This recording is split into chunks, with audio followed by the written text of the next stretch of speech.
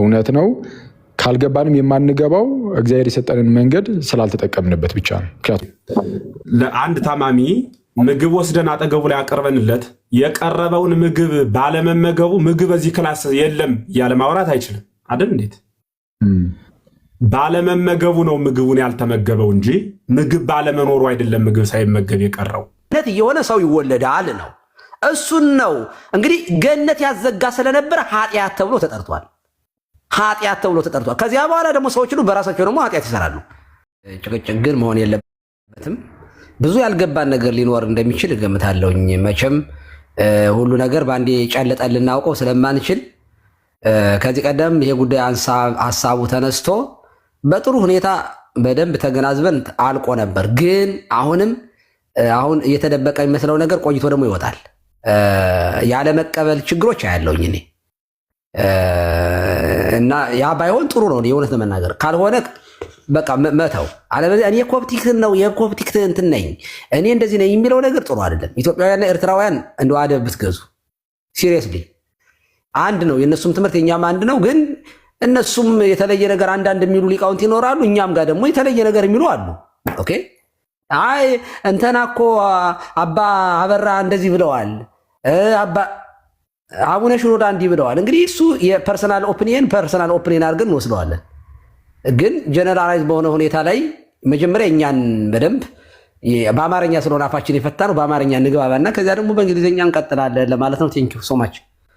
ሰላም እሺ አይቆዩ እንጂ ቀሲስ ጸሎት አድርገውልን ነው የሚወርዱት። በቃ ኃይለኛ ፕሮግራም አይደለም ጸሎት አድርገውልን ነው የሚወርዱት። አኬ ብቻ ነው ሀሳብ የሚሰጠው። እንዳታሰፉት ብዬ ነው ወደ እንትን እንዳይሄድ። አይሰፋም አኬ ሀሳብ ይሰጣል፣ በጸሎት ያሳርጉልናል። ልዮባ ጨረስክ? ግን እኔ እውነቱን ለመናገር አንድ ያልገባኝ ነገር አለ። በብሉይ ኪዳን ኃጢአት ከልጆች ወደ ልጆች ይተላለፋል የሚል ነገር ነው እየተረዳሁ ያለሁት። ማለት ክርስቶስ እስኪመጣ ድረስ ከሰው ወደ ሰው የሚተላለፍ ኃጢአት እንደነበረ ከዛው ክርስቶስ ሲሰቀል ደግሞ ያ ኃጢአት እንደቆመ እንደዚህ አይነት ስሜት ተሰማኝ። ምናልባት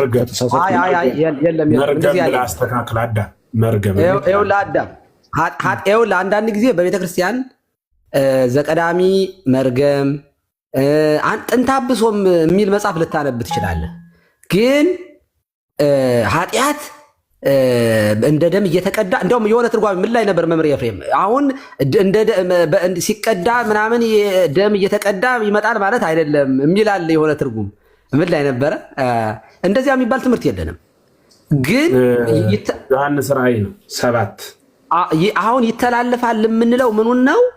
ፈለን ኔቸር ነው ማለት ኦኬ። አዳምና ሔዋን ኃጢአት አደረጉ፣ ከዚያ ተረገሙ። ካንተ የተነሳ እንደዚህ ይሁን እንደዚህ ወደ 11 የሚጠጉ አሉ ዝርዝሮች ሰይጣን ጭምር።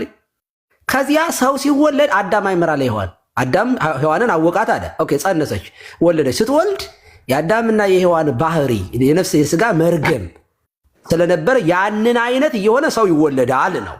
እሱን ነው እንግዲህ ገነት ያዘጋ ስለነበረ ኃጢአት ተብሎ ተጠርቷል። ኃጢአት ተብሎ ተጠርቷል። ከዚያ በኋላ ደግሞ ሰዎች ሁሉ በራሳቸው ደግሞ ኃጢአት ይሰራሉ። ምክንያቱም እሱ ራሱ ለኃጢአት ያዘነበለ ማንነት ነው። ጽድቅን የሚሞክሩ ነበር አይደል? ሲሞክሩ የነበረ ደክ እያሉ እንደነ አብርሃም እንደነ ሎጥ እንደዚህ አንዳንዶቹ ሞክረው ነበር፣ ግን ገነትን አላስከፈትም። ሁሉም ኃጢአት ሰርተዋል፣ የእግዚአብሔር ክብር ጎሏቸው። ሁሉም ኃጢአት ሰርተዋል የሚለው ራሱ የሚያሳየው የፎለን ኔቸርን በራሱ ያሳያል። ሁሉም ምክንያቱም የዚያ ባህሪ ናቸው። ስለዚህ ክርስቶስ ግን ከዚያ እርግማን ዋጀን ነው እና እንጂ ኃጢአት ይተላለፋል። የአዳምና የሔዋን ኃጢአት የነሱ በደል እነሱ የሰሩት ወደ ሌላ ይተላለፋል። እንደውም በነቢያትም ላይ ተጽፏል። የለም እንዲህ የሚባል ትምህርት የለንም። እኛ እውነት ለመናገር እንደዚህ አዳም ከተረዳን እኔ እንደዚህ አላልኩኝም በግሌ። መምህር ኤፍሬምም እንደዚህ ያሉ አልመሰለኝም። መልሰዋል ራሳቸው። አዳም ቴንኪው። እሺ ቴንኪው። እግዚአብሔር ይስጥልኝ። እኔ አዎ ጨርሻለሁ። እሺ ዮባ አፈር ነው። ዮባ ሀሳብ ስጥና ወደ አኬ እንሂድ። ቴንኪው ሁላችሁንም ቴንኪው። አይ መጀመሪያ ላይ ቅድም ስንጀምር ሰው እኔም አርፍጄ ነው የመጣሁት። ተርሚኖሎጂ ዲፋይን ይደረግ፣ ቃላቶች በደንብ ዲፋይን መደረግ አለባቸው። ኮንሰፕቱ ከኦሪጂናል ሲን ሲባል ራሱ ፕሮቴስታንት ኦሪጂናል ሲል ምን ማለቱ ነው? ግብፅ ያለችው ቤተክርስቲያናችን ኦሪጂናል ሲል ስትል ምን ማለቷ ነው? ሲሪያክ ያለችው ቤተክርስቲያናችን ኦሪጂናል ሲል ስትል ምን ማለቷ ነው የሚለውን ነገር በደንብ መጀመሪያ መተንተን አለብን ብለን ነበር እንትን ያለው። ምክንያቱም ኤክስፕሬሽን ሊለያይ ይችላል እና ኦር የቃላት አጠቃቀማችን ኤክስፕሬሽናችን ሊለያይ ስለሚችል ማለት ነው። እና ያንን ስቴት ከሆነ እንትን የምንለው ቀሲስም አንድ ነገር ብለው ነበር ቅድም። ምክንያቱም ሞስት ኦፍ አብዛኛው ውይይት ዲስከሽን እንትን ያለው ህፃናት ላይ ህፃናት ያው ቢሞቱ ኦር ከሞቱ ወዴት ይሄዳሉ የሚለው ነው ዶሚኔት ያደረገው ዲስከሽኑን። ግን ቅድም ቀሲስ ሲናገሩ ራሱ ምን አሉ? የሙስሊም ህፃን ልጅ ሲያድግጎ ሙስሊም ነው የሚሆነው ወር ደግሞ ሌላም እንትን በቃ እርኩስ ነው የሚሆነው እንትን አይሆንም ብለዋልና ይሄንን ኦብጀክቲቭ የሆነውን የክርስቶስ ስራ እንዴት ነው የምንቀበለው?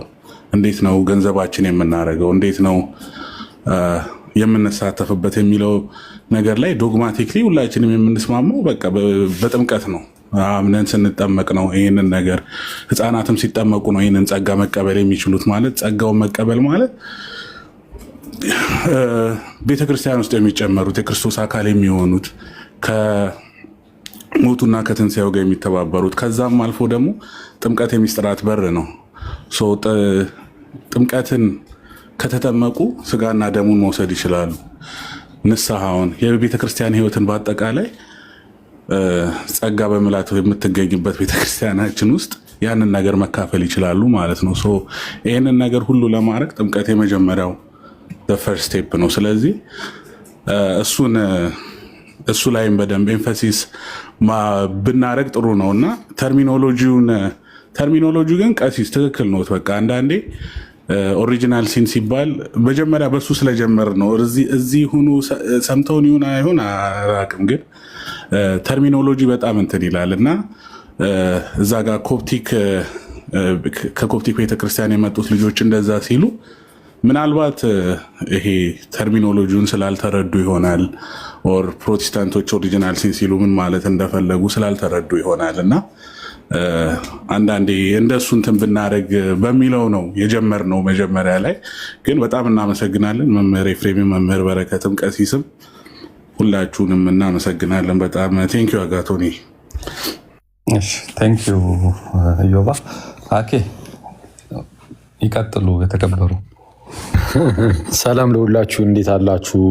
ይፍቱኝ ባርኩኝ። ቀሲስ ሁላችሁንም ሰላም ብያለሁ። እኔ እንኳን መምህር ኤፍሬም እያስተማሩ የነበሩትን ሰምቼ ነበር እና እሱ ላይ ጥያቄ ነገር ኖሮ ነበር የገባሁት። ያው ግን እያጠቃለላችሁት ከሆነ ነገሩ ምናልባት ሊራዘም ስለሚችል ወይ በዚህ ላይ ቋጩትና ምናልባት ሌላ ጊዜ የምንገናኝ ከሆነ የምንቀጥል ይሆናል። ምን ይሰማሃል አንተ? ቢታይ ቀር ወደ መጨረሻ አካባቢ ከተነሳው አንጻር ይሄ ለምሳሌ ከድህነት አንጻር ምናምን እንግዲህ ያው ምናልባት ካልተረዳሁት እኔ እንጃ ንግግራቸውን ካልተረዳሁት እኔ እንጃ ስሰማ ውስጤ የሚመጣው ምንድነው ዩኒቨርሳሊዝም በሞነርጂዝም ተቀይጦ አይነት የሚመስል ነገር ዝም ብሎ ውስጤ ይፈጠርብኛል። ያው ሳልረዳቸው ቀርቼ ይሆናል። ምንድነው ዩኒቨርሳሊዝም ሲባል በቃ ዓለም ላይ ያለው ሰው ሁሉ በቃ እንዲህ ድኗል፣ የሆነ የማዳን ስራን አግኝቷል። ዓለም ላይ ላለ ሁሉ ሰው የማዳን ስራ ተሰርቷል አይደለም። በመስራት ደረጃማ ኦፍኮርስ ተሰርቷል በክርስቶስ። ያ ድህነት ሰዎቹ ላይ ራሱ አፕላይ ሆኗል። ሰዎቹ ላይ ማለት ነው ተፈጽሞላቸዋል፣ ይፈጸምላቸዋል፣ ይድናሉ። ዓለም ላይ ሁሉ ያለ ሰው የሚል አይነት ነገር ነው ዩኒቨርሳሊዝም። እሱ በሞነርጂዝም ተቀይጦ ያልኩት ደግሞ ሞነርጂዝም ደግሞ ምንድነው? ያለ ሰውየው ፈቃድ፣ ያለ ሰውየው እምነት እሻው ጌታ አድነኝ ብሎ ሳይተባበር ሲነርጂስቲክ ባልሆነ መልኩ እንዲሁ ዝም ብሎ ሲድን ማለት ነው። እና እሱን የሚመስል ነገር ውስጤ ዝም ብሎ እንትን እያለ ነበር። ይህንን ከምን አንጻረው እንደዛ ያልኩት? ጌታ ኢየሱስ ሲሞት ከአዳም ውድቀት ዝም ብሎ ሰው ሁሉ ዝም ብሎ ድኗል አይነት ነገር ከሆነ እየተባለ ያለው በመጀመሪያ ደረጃ አዳም ውድቀት ውስጥ ነበርን ወይ? እዚያ ሚል ትምህርት ካለ እኮ ሃይማኖትም ጥምቀትም ክርስትናም ጾምም ስግደትም አምልኮትም አይጠበቅም፣ አያስፈልግም። አይ ከአዳም ውድቀት እቺ መጀመሪያ ላይ ያለችው መምህር እሱ ላይ ነው አክሊል። በመጀመሪያ ሰላም ብያለሁ።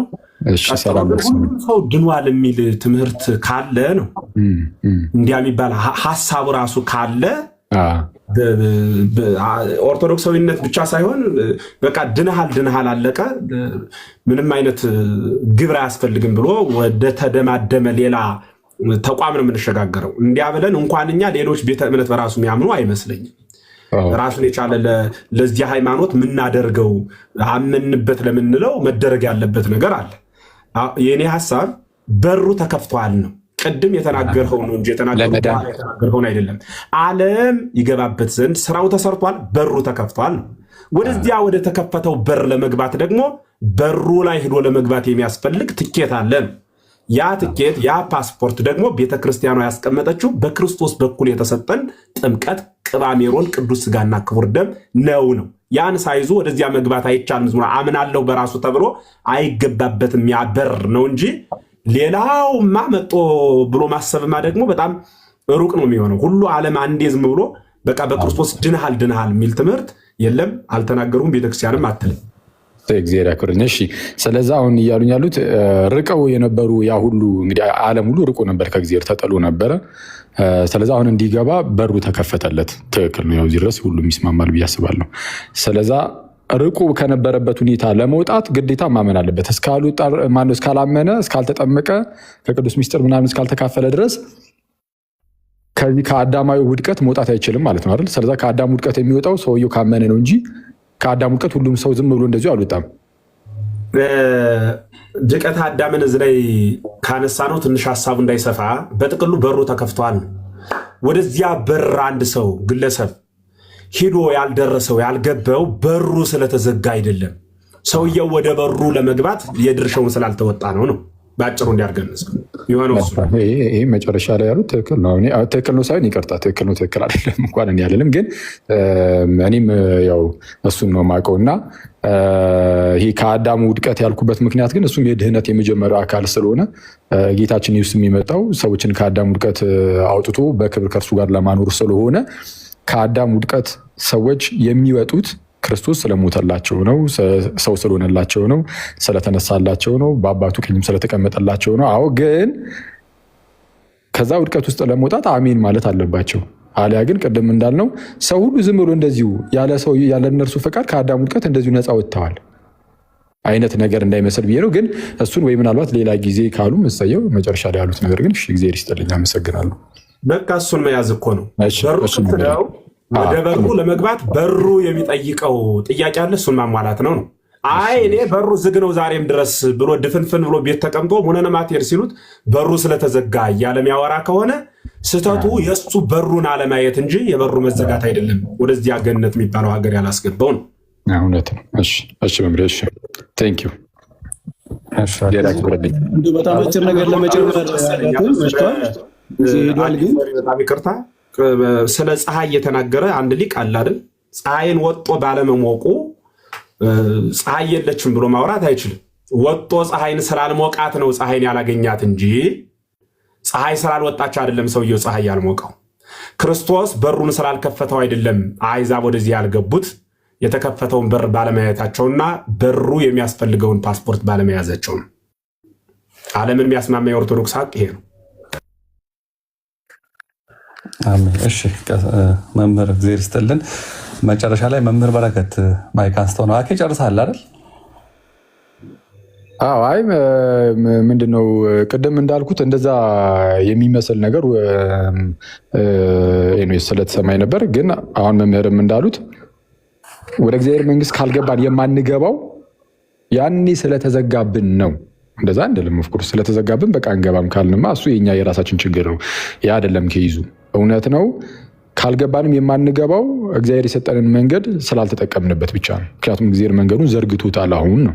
እና እሱ በጣም እንግዲህ እኔ እስከማውቀው አንድ የቀረበ ማዕድ አንተ ትራስ ላይ ተኝተህ አሞህ አምጥቼ እኔ ቴካዊ አድርጌ ምግብ አስቀምጥልህ በልተህ ያልተከፈው ምግብ ስለሌለ ሳይሆን ምሳሌውን በጣም ይቅር በለኝ ወይም ወደ እኔ ላደርገውና በልተህ ያልጠነከርኸው ያልተነሳኸው ምግብ ስለሌለ ሳይሆን ምግቡን የሚያይ የሚችል አይን ወይም አቅም ስላጣህ ነው ማለት ነው።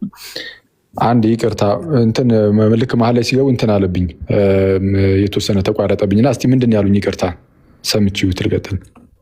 ኦኬ ለአንድ ታማሚ ምግብ ወስደን አጠገቡ ላይ አቀርበንለት የቀረበውን ምግብ ባለመመገቡ ምግብ በዚህ ክላስ የለም እያለ ማውራት አይችልም አይደል? እንዴት ባለመመገቡ ነው ምግቡን ያልተመገበው እንጂ ምግብ ባለመኖሩ አይደለም ምግብ ሳይመገብ የቀረው። ምግብ ክርስቶስ ለዓለም ሁሉ ተሰጥቷል፣ ጥቁር፣ ቀይ፣ ነጭ ሳይል። ባለመመገባቸው ነው ክርስቶስን ያጡት እንጂ ክርስቶስ ለእነርሱ ሁሉ ስላልተሰጠ አይደለም ያልተቀበሉት። ለይቶ ለሆነ ሰፈር የመጣ አምላክ የለንም። ከዚህ ከረሃባቸው ከነበሩበት ረሃብ ለመዳን ግን ተቀብለው ሊመገቡት ይገባል ነው አይደል? ግድ ነው እንጂ ነው። ዝም ብሎ ሳይበሉ ይሞላል ባል ነገር የለም። ስለዛ ከነበሩበት ሰው ገባ።